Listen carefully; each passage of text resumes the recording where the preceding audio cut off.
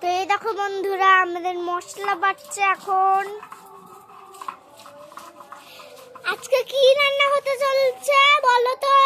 আজকে সয়াবিন দিয়ে ডিম অমলেট করে রসা, আর রসকলি আলু দিয়ে ভাজা, আর দেখেছো? শাক ভাজা। কত সুন্দর আমাদের এই রেসিপি। তো দেখছো এখানে কটা জিনিস আছে তোমাদের দেখিয়ে দিচ্ছি। এই যে পেঁয়াজ কলি, আর এই যে পেঁয়াজ কলি কেটেছে, আর তার সঙ্গে আলু, আর এই যে আরো ছোট আলু, এই যে তারপরে এই যে সোয়াবিন, টেস্টি টেস্টি কম কম সোয়াবিন। আমি একটু খেয়ে দেখবো। দেখো ভালো। তো এই যে আমাদের ডিম, আর এই যে আমাদের ডিম ভাজা দেখতে পাচ্ছি, এটাই খাওয়া। তো এই যে আলুগুলো ভাজছে এইভাবে, এই দেখো।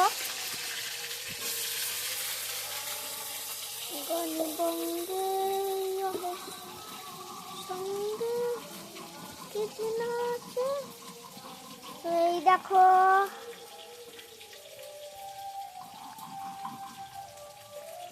বাটছে এইভাবে। কি বাটতে পারিস এটা? এই দেখো বড় বড় করে দিয়েছি আমি এটাকে। হ্যাঁ, তাহলে ভালো হবে ভাবলাম। সোয়াবিন না, ডিম ভাজা দেখা যাচ্ছে এইভাবেই। তো ওইদিকে আলু ভাজা, ওই দেখো আলু ভাজা। ভিতরটা দেখাইনি তোমাদের। এই দেখো আলু ভাজা। আমি তোমাদের অন্য দিক থেকে দেখাচ্ছি। এই দেখো আলু ভাজা। এই দেখো, মৌসম है कितना सुहाना है। দেখতেই পাচ্ছ বন্ধুরা, আমাদের সুন্দর এই ইতে আমরা রান্না করছি এত কিছু। বাটছে মা মশলা, আলু ভাজা হচ্ছে, সোয়াবিন রানবে, ডিম ভাজা তার সাথে। একটুর জন্য আমাকেও দেখিয়ে দি। I am Isha Das. তো এই দেখো আমাকে, আমি সুন্দর কিউট।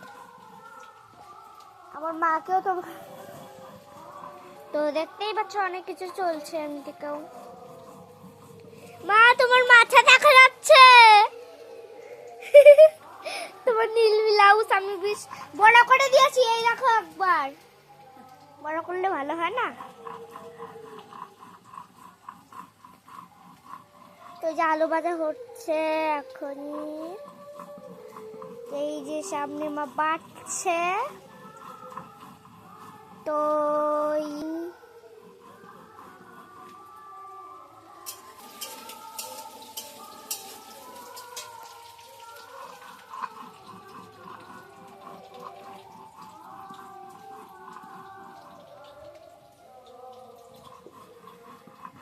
তো দেখতেই পাচ্ছ আমাদের আলু কাঁচা আলু ভাজছে। আমি কোট করিনি, বিকট আমি কিচ্ছু করিনি।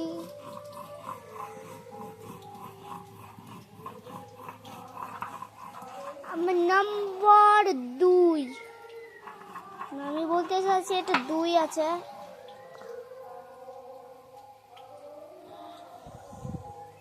একটু বেশি বড় হয়ে গেল না?